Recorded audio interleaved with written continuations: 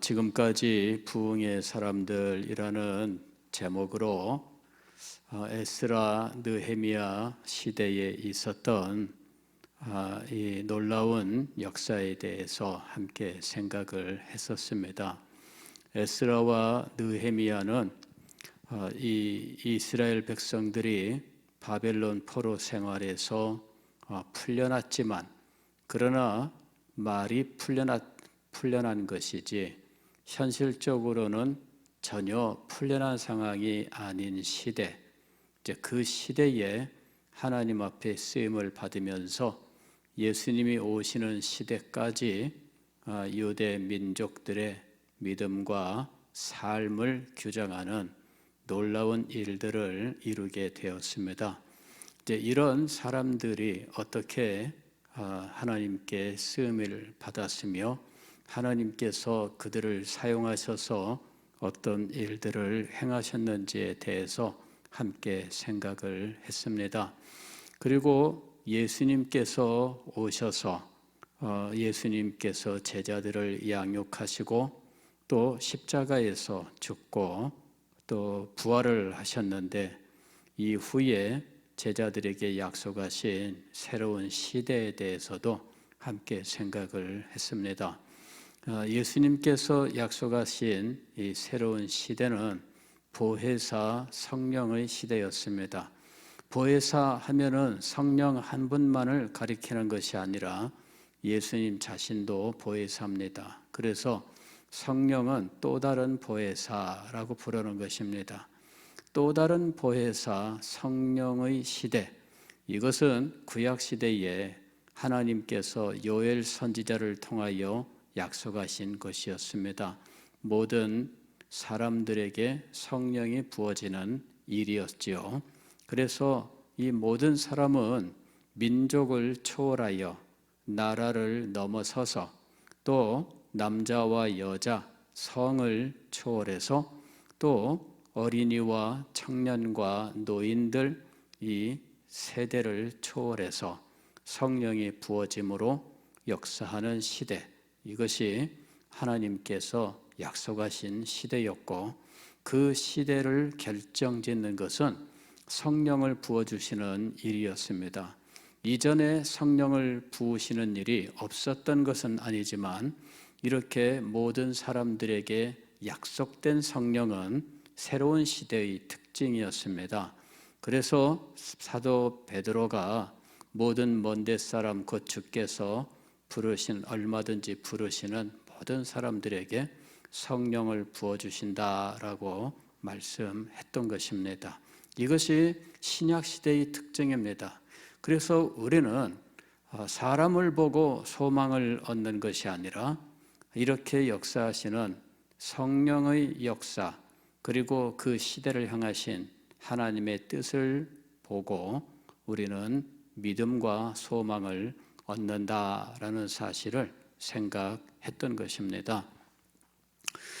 저는 이제 우리 시대를 내다보면서 이 시대는 참 우리가 믿음을 전파하기에 또 교회를 부흥시켜 나가기에 너무나 힘들고 어려운 외적 조건을 가지고 있다라는 것들을 보고 이 일에 대하여 많이 경고를 하고 우리가 어떻게 해야 할 것인가 하는 문제에 대해서 많이 말씀을 드렸습니다.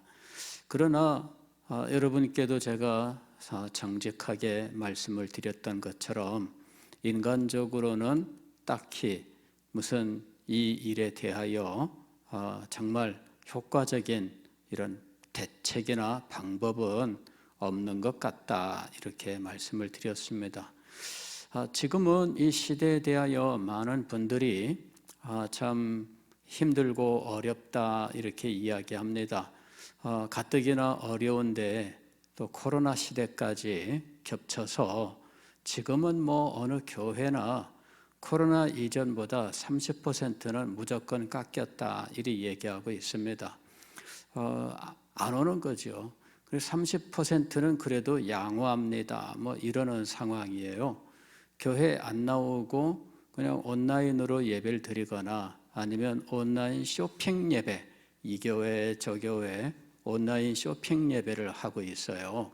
그래서 그냥 이제는 교회 안 가고요, 집에서 이 교회 저 교회 온라인으로 드리는 예배들을 이제는 뭐 이렇게 둘러보고 다니는 이런 시대가 되어버리고 말았다 하는 것입니다. 자, 이런 시대에 점점 교회는, 이제 젊은 사람들은 그런 상황으로 더 가버리고, 이 노인들은 노인들대로 힘이 없어지는 이런 교회가 되어버리고 말았다라는 것이죠.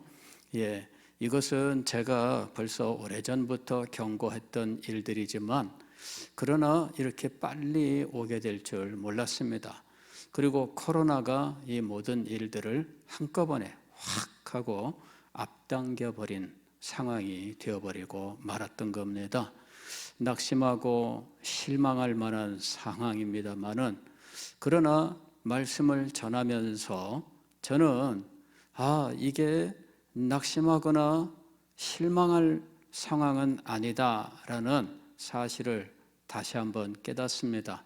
그것은 우리 때문이 아니에요. 우리 때문이 아니라 하나님 때문입니다. 하나님께서 성경 시대에 하셨던 일들, 또 교회 시대에 하셨던 일들, 하나님께서 하셨던 일들을 목격하고 생각할 때 이 시대는 결코 낙심할 시대가 아니며, 우리 아버지 하나님께서 축복하시면 얼마든지 새로워지고 놀랍게 큰 은혜의 역사가 나타나는 시대가 될 수 있다 하는 것입니다. 그래서 소망을 가지고 더 하나님 앞에 나아가 기도할 수 있게 되었다라는 것입니다.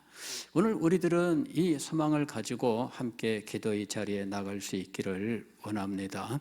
수요 예배이든 금요 예배이든 금요 기도회이든 20대, 30대는 찾아볼 수 없는 이러한 상황이 지금 계속되고 있습니다. 자, 이런 시대에 이것이 이 교회가 무너지는 증거일까? 아닙니다. 하나님께서 살아계신다면 다시 이 세대들을 하나님 앞으로 부르실 줄 믿습니다. 나이 든 사람들은 하나님께서 사용하지 않으시는가? 그렇지 않습니다. 하나님께서 이들을 사용하셔서 하나님의 놀라운 일을 이루시기도 하시는 것입니다. 하나님께서는 너희 늙은이들이 꿈을 꾼다 이렇게 얘기하셨습니다. 늙은이들에게 성령을 부으시고 늙은이들이 성령의 놀라운 역사를 체험할 수 있다 하는 겁니다. 하나님의 약속이에요. 그래서 하나님의 약속하신 대로 이루어질 줄 믿습니다. 실제로 다 무너지는 교회, 그 교회가 무너지지 않았던 이유는 소위 우리들이 흔히 속된 말로 하는 늙은이들 때문입니다. 이 어른들이 하나님 앞에 간절한 소망을 가지고 기도하고 교회를 지켰기 때문에 하나님께서 어느 날 놀랍게 역사하시면서 교회를 새롭게 하시는 일이 일어나는 것입니다. 예, 바로 이 교회를 지키는 사람들이 있었던 거예요. 그리고 소망 가운데 하나님 앞에 기도하던 사람들이 있었던 것입니다. 그리고 하나님께서는 그 사람들의 기도를 사용하셔서 참으로 놀라운 역사를 이루어 나가셨던 겁니다. 자, 새로운 시대의 이 모습을 우리들에게 가장 잘 보여주는 역사 시대는 언제인가? 18세기입니다. 제가 신약 시대에는 새로운 시대, 성령을 모든 사람에게 부어주시는 시대, 그리하여 하나님의 구원과 그리고 하나님의 나라의 영광이 나타나는 시대라고 말씀을 드렸는데, 그 시대의 특징이 가장 찬란하게 드러났던 역사 시대가 있습니다. 그 시대가 바로 18세기예요. 물론 사도들의 시대는 당연히 그 시대입니다. 가령 사도행전 하게 되면 사도들이 다니면서 복음을 전하는 일들을 기록해 놓은 것을 우리는 사도행전이라고 부릅니다.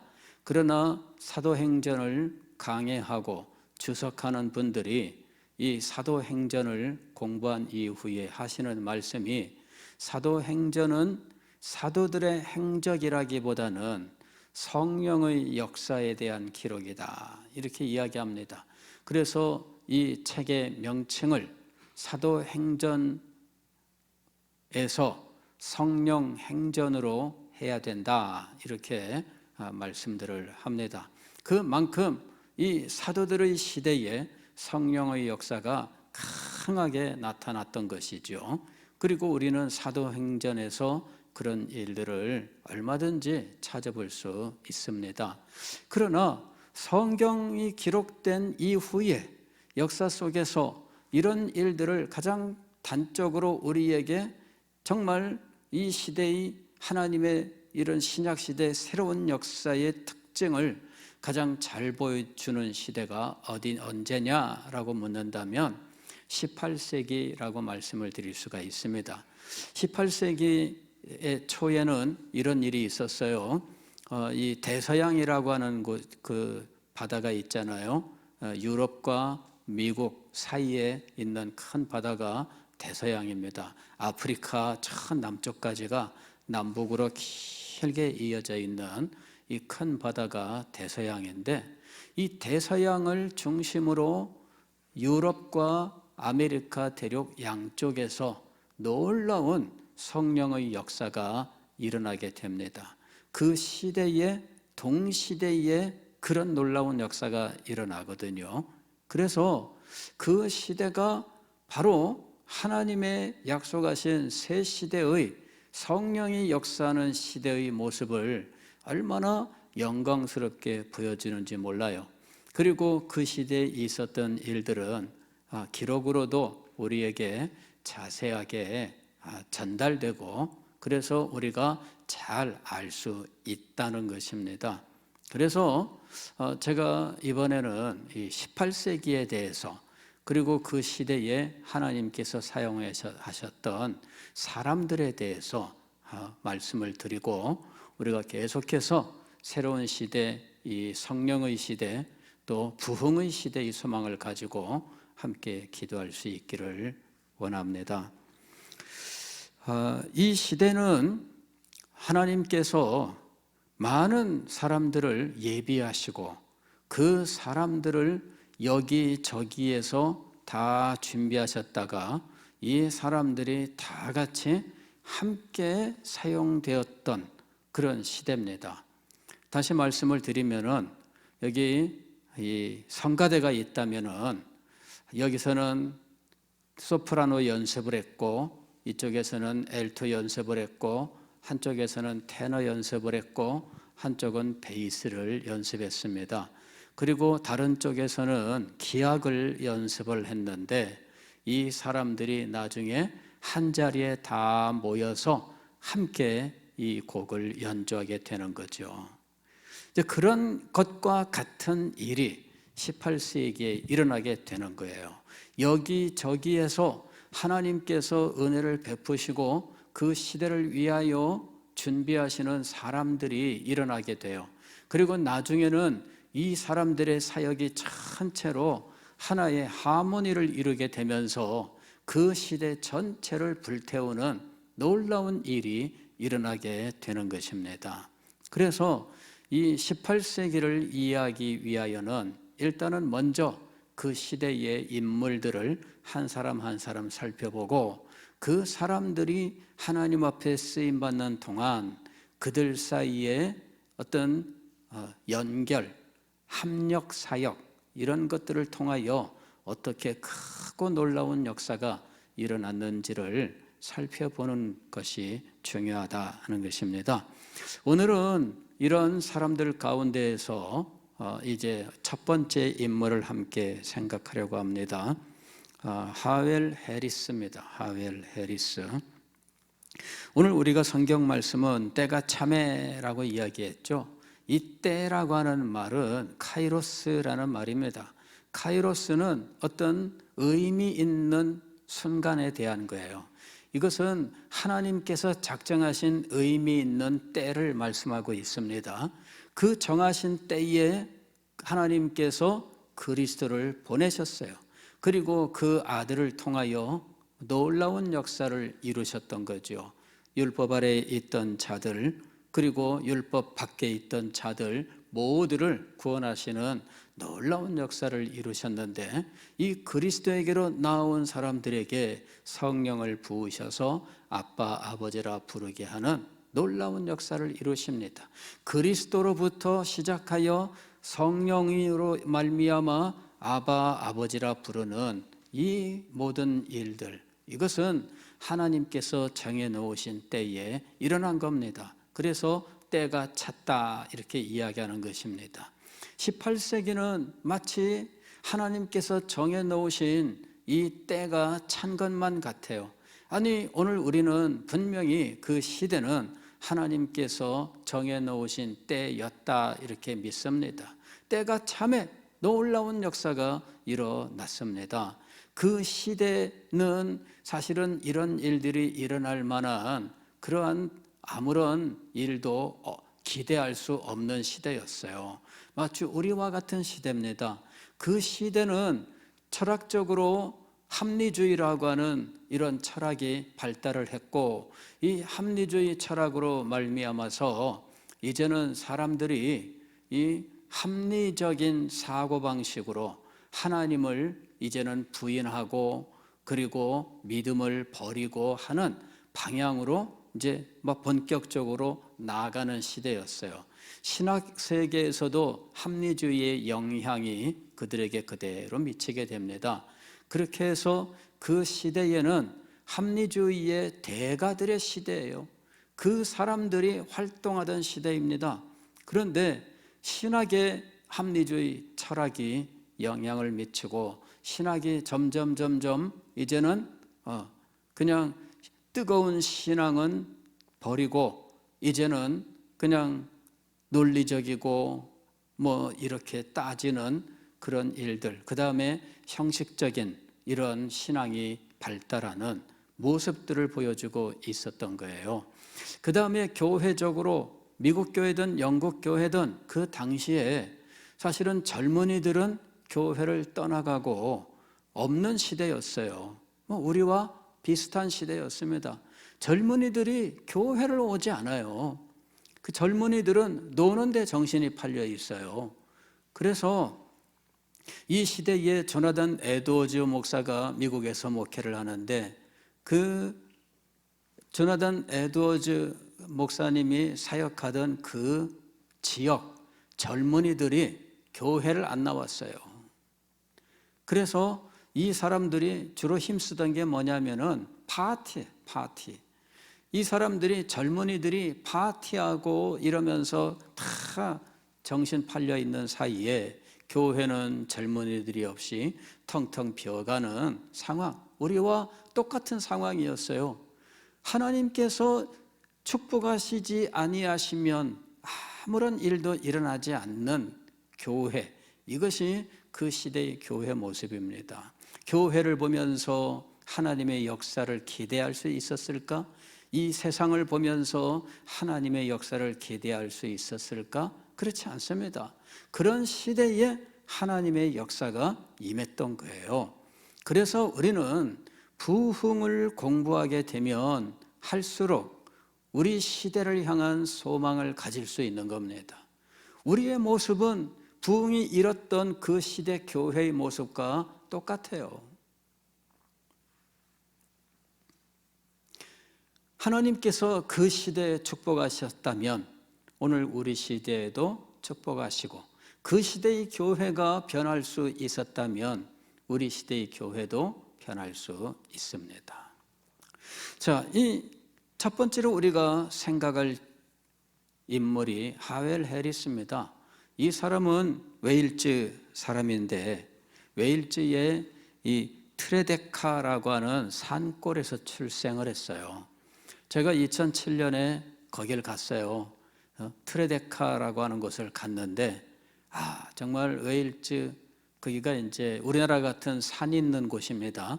영국 런던 중심으로는 우리나라와 같은 산은 없어요. 우리가 말하는 구릉이 산이에요. 그냥 이렇게 울퉁 이렇게 높낮이가 있는 이런, 그리고 그게 모두 목초지예요. 그냥 풀만 나 있고 거기다가 소나 양을 풀어놓고 목축을 하는 이런 곳이 이게 잉글랜드 지역입니다. 그런데 그 브리튼 섬의 서쪽으로 가게 되면은 이제 웨일즈라고 하는 지방이 있는데 그 지방이 우리나라와 같은 이런 산이 있습니다. 그래서 이 그 산을 해안 쪽으로 도로가 이렇게 쭉 이렇게 큰 지방 도로가 이 국도가 이제 소위 말하면 이렇게 열려 있고 거기서부터 산으로 들어가는 길이 계속 갈라져 가는 거죠. 그래 산 쪽으로 들어갔는데 골짜기 안으로 계속 들어갔어요. 그랬더니 트레데카라고 하는 곳이에요. 더 들어가 가지고 나중에는 차 한 대 들어가는 그런 이 길을 지나갔는데 거기도 재개발 이런 거 없습니다. 그냥 길이 넓어지다가 집이 한 채 있으니까 집을 헐고 도로를 넓히지 않고 그대로 놔둬요.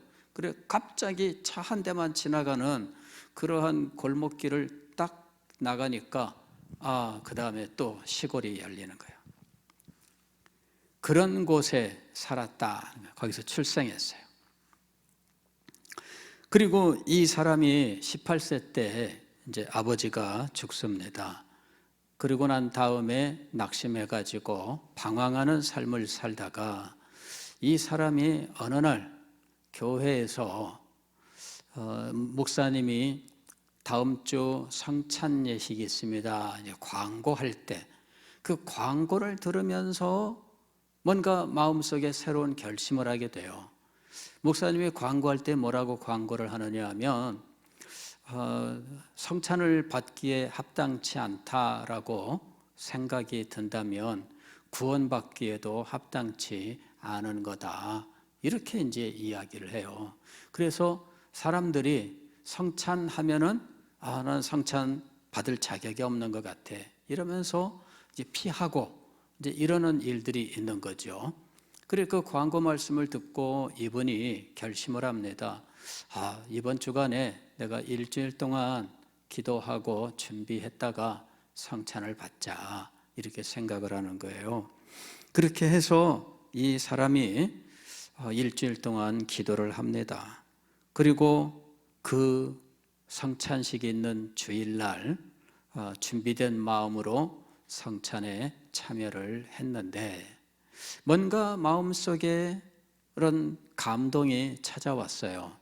그래서 그 다음에 계속해서 이 사람이 기도를 하게 됩니다. 그리고 기도 시작한 지 한 2달 채 안 되는데 그때 이 사람에게 놀라운 은혜의 역사가 임하게 되는 거예요. 그래서 이 사람이 기도를 하는데 이 탈가스라고 하는 그 교회에 이제 거기서 이제 정탑에서 기도를 했다 이렇게 탈가스 교회가 아니라 이 다른 교회 정탑에서 기도를 했다 이렇게 이야기를 합니다.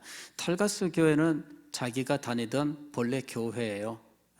이 탈가스 교회도 가봤는데 그 탈가스 교회 마당은 다 무덤입니다. 500년, 400년 이런 무덤들이 막 질비하게 있고 그냥 오솔길, 정문에서 오솔길 그 길만 있고 나머지는 다 무덤이더라고.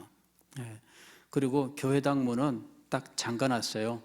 그 전화번호가 있어가지고 전화 주시면 나옵니다. 교회 집사님이 열쇠 가지고 있다가 나와서 열어줘요.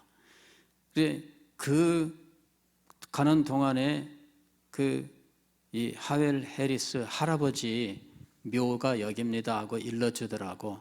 그러면서 안내인이 그 교회 집사님이 여기에 하웰 해리스 할아버지 묘인데 이 하웰 해리스가 이 무덤 위에서 설교를 했습니다 이러더라고. 그게 에피소드가 있었던 거예요. 놀라운 부흥이 있게 되었을 때 하웰 해리스가 자기 고향 마을 이 탈가스 교회에서 설교를 하려고 하는데 교회당에서는 허락을 안 했어요. 그래서 교회 안에서 설교를 못 합니다. 그런데 법이, 이 무덤은 유족들의 것이다, 이것이 법입니다. 그래서 교회당 경내에 무덤은 우리 거다. 그래서 할아버지 무덤 있는 그 땅이 자기네 거예요.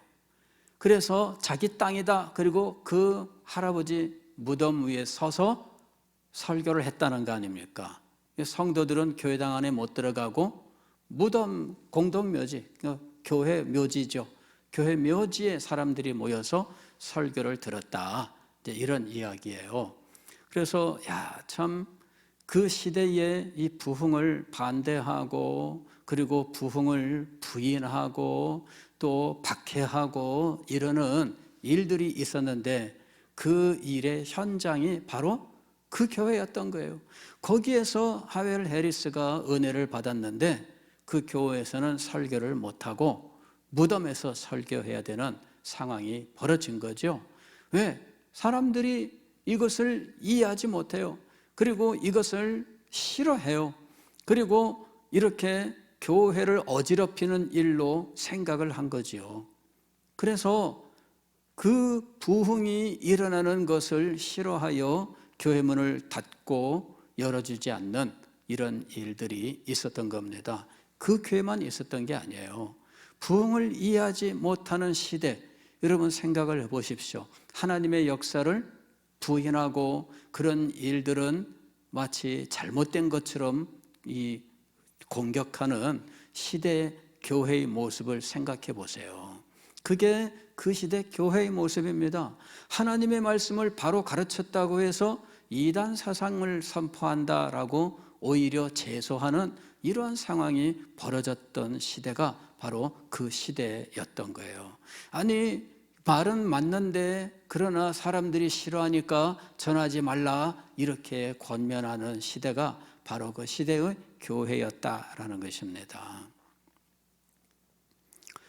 이 하웰 해리스가 성찬식에 참여해서 마음속에 작은 감동이 있었어요. 그래서 계속해서 내가 기도하자 하고 기도하는데 그 이웃 마을의 교회당 정탑에서 기도를 했어요. 그런데 하나님께서 그에게 놀랍게 은혜를 베푸셨던 겁니다. 그때에 대한 그의 기록이 있습니다. 간증이. 갑자기 내 마음이 불앞의 초같이 녹는 것을 느꼈습니다. 그리고 내 구주를 주신 하나님께 대한 사랑이 느껴졌습니다. 나는 사랑과 평안을 느꼈을 뿐만 아니라 죽어 그리스도와 함께 있고 싶은 간절한 열망을 느꼈습니다. 그리고 내 영혼 속에서 전에는 알지 못했던 아바 아버지라는 외침이 터져 나왔습니다. 나는 하나님을 내 아버지로 부르는 일밖에 할 수 없었습니다. 나는 그의 자녀라는 것을 알았으며 그가 나를 사랑하시고 내 말을 들으신다는 것을 알았습니다. 내 마음은 만족하여 울부짖었습니다.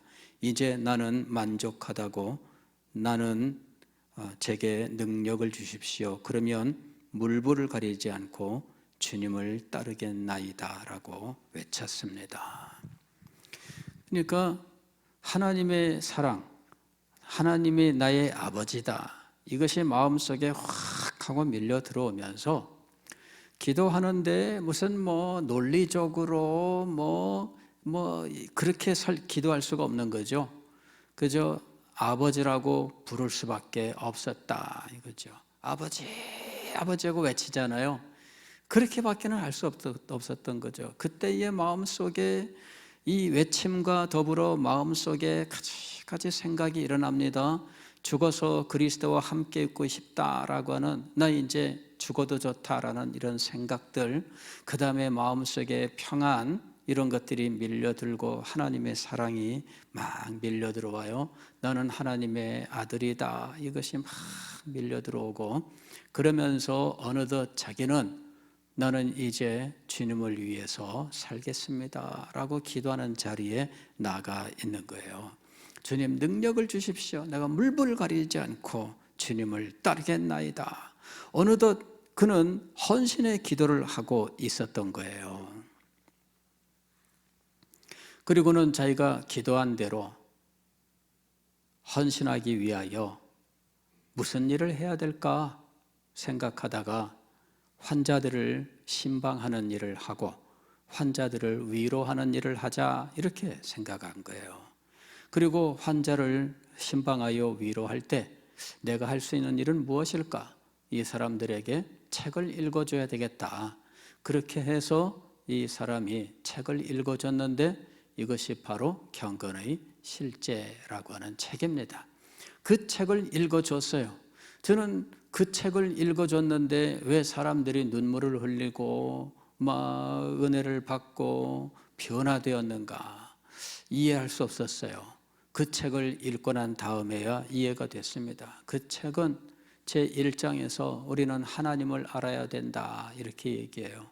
그 다음에 제2장에서 우리는 하나님께 죄를 지어서 비참한 가운데 있다 이러면서 인간의 비참함에 대해서 이야기합니다. 그리고 죽음으로 멸망하는 이 비참함의 실제에 대해서 이야기해요. 3장에 가서는 뭐라고 이야기하느냐면은 그리스도인이 받은 축복이 얼마나 놀라운가, 구원의 축복, 그 다음에 영원한 영생과 천국의 축복에 대해서 이야기를 해요. 제가 보니까 이거는 그야말로 복음을 가르치는 거예요. 그 시대에 사람들은 교회는 가지만 복음은 체계적으로 배우지 못하던 시대입니다. 사람들은 몇백 년 전부터 우리 조상들은 교회를 다녔습니다 이러면서 교회를 다녀요. 그러나 복음은 체계적으로 배우지 못하던 시대입니다. 그런데 하웰 해리스가 그 책을 읽어주니까 그제서야 하나님의 영광에 대해서, 인간의 죄와 비참에 대하여, 하나님께서 주신 구원과 천국의 소망 그 영광에 대하여, 그 복된 상태에 대하여 비로소 알게 된 거예요. 그리고 그와 같이 영광을 소유한 자로서 어떻게 하나님 앞에서 경건한 자로 살아갈 것인가, 이런 문제들에 대해서 말씀하고 있는 겁니다. 환자들이나 그 식구들이 비로소 하웰 해리스를 통해서 제대로 된 성경 교육을 받게 된 거예요. 복음을 배우게 되고 성도의 삶을 배우게 된 겁니다. 그러니 회개하고 새로운 삶을 결심하고 하는 일들이 일어나게 된 겁니다. 사람들이 이 소문을 듣고 하웰 해리스가 방문하는 환자 집에 미리 와서 기다리고 있고, 너무 많이 와서 마당에서 이 책을 읽고 해설하고 하게 되었는데, 책을 읽고 해설을 하고 하는 이 과정에 얼마나 많은 일들이 일어나게 되었는지, 어느덧 하웰 해리스의 이 가르침은 사람들에게 정말 놀라운 은혜의 역사로 전달되기 시작한 거예요. 이것이 18세기 웨일즈 대부흥의 불길이 바로 이 웨일즈의 산골 지방에서부터 전체적으로 불타오르는 일이 된 거예요. 산골짜기에서부터 시작된 겁니다. 산골짜기에 여러분 사람들이 산다면 몇 명이나 살겠어요? 그 산골짜기에 집이 있다면 몇 집이나 있겠어요? 우리나라도 산골짜기에 가면은 몇 집 없습니다. 그런데 몇 집 없는 그곳에서 일어난 이 부흥의 불길이 웨일즈 전체로 퍼져나가게 된 거예요. 차를 타고도 1시간을 가야 되는 이 산골짜기에서, 옛날에 그 산골짜기에서 일어난 이 불길이 이제는 밖으로 나오면서 전체적으로 불부탁하게 된 겁니다. 하나님께서 18세기 웨일즈의 대부흥을 정말 우리가 소위 말하는 산골짜기에서 일어난 거예요. 예. 이 산골짜기에서부터 하나님께서 놀라운 불길을 일으키셨고, 그리고 이 부흥의 불길은 환자들 방문하는 이 환자들 집에서부터 불길이 일어나기 시작을 한 거예요. 그런데 이런 불을 위하여 누구를 예비하셨다고요? 하웰 해리스를 예비하셨습니다. 사랑하는 성도 여러분, 오늘 우리는 하나님께서 부흥의 역사를 이루신다면 대도시에서 일으키실 것인가? 당연히 대도시에서 일어날 거라고 생각을 합니다. 그러나 하웰 해리스의 부흥은 산골짜기에서 일어난 것입니다. 사람들이 별로 없는 곳에서. 그런데 그 불길이 막을 길이 없어서 퍼져나가고 했던 거예요.